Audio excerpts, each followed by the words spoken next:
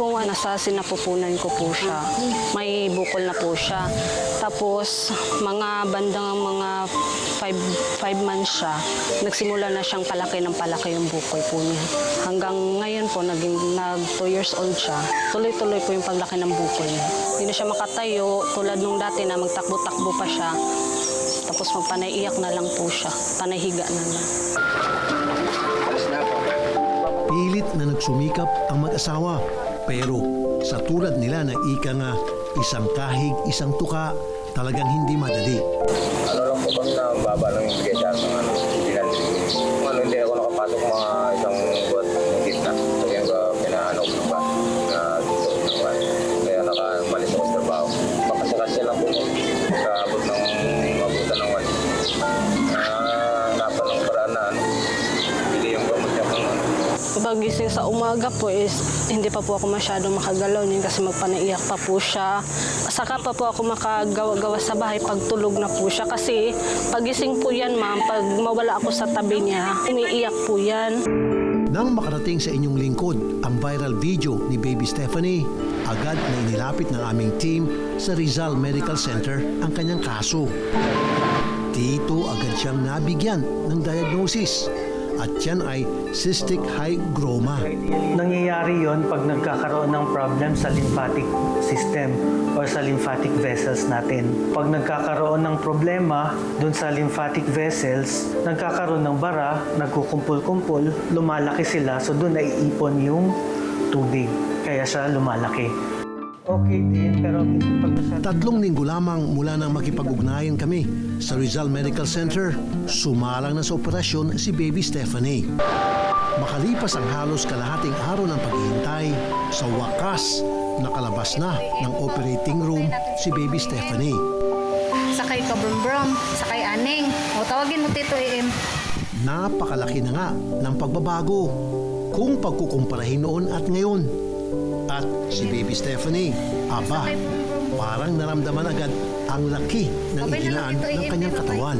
Nasa recovery room po siya. Pagbukas pa lang po ng pinto ma'am, nasalubong ko na yung kinargahan ng anak ko. Doon po ma'am, sobrang saya ko ma'am kasi bihira lang yung bata na ganun ma'am na kaka-opera pa lang pero bumangon. Bumangon siya, sabi niya mama. Hindi ko ma-explain yung naramdaman ko ma'am. Kahit sila Doc, natuwa sa laki ng isinigla ni Baby Stephanie matapos ang operasyon.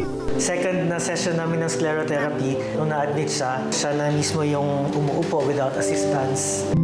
Ang prosesong ito naisagawa sa tulong ng mga kapatid natin sa Rizal Medical Center. Yung operation niya is part of a series of planned treatment sa kanya. So nagawa na yung part na nagtanggal or nag-debulk kami ng bukol dun sa arm. Kasi yun yung bulk ng problem na yung sa arm. Actually, hindi pa talaga lahat. May natira pa kasi plano nun is talaga debulking lang. Kasi may mga parts na nakadikit yung nerve. So if pipilitin siya na kasamang matanggal, baka kasi hindi na magalaw yung kamay or hindi na, tas mawalan ng pakiramdam. So yung part na yon, sinave muna namin, babalikan na lang siya ulit later on.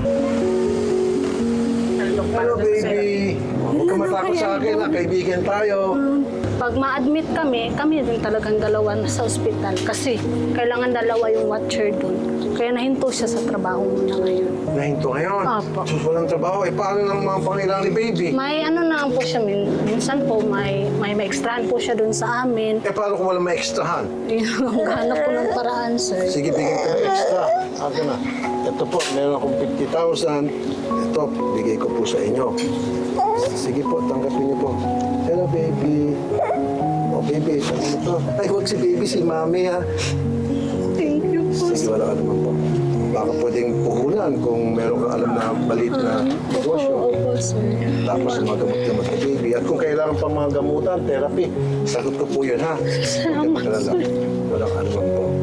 Okay po, sir. Salamat ko talaga, sir, na nakaano kami sa inyo, na natulungan siya, na operahan siya kaagad, sir. Pagtapos niya ang operasyon, sir, pagka-discharge namin, mga 2 days sa bahay kami, nakalakad na talaga siya. Praise the Lord. Yes, Okay. sir.